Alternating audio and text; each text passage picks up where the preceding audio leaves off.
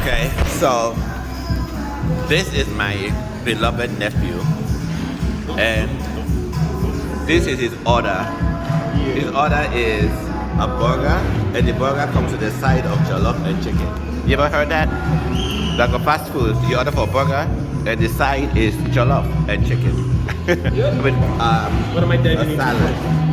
And this is the order for fried rice with chicken and plantain. He ordered for jollof with chicken and vegetable salad.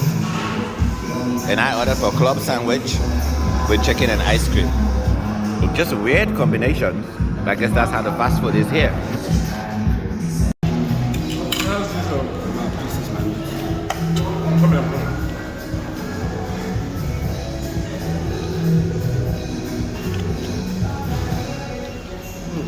So what does it remind you of your first burger ever? Is that right?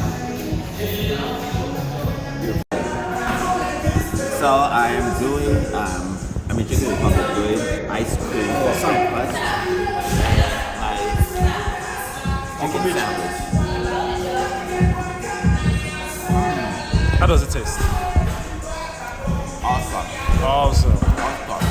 That's what you get from Chicken Republic. They got the best chicken.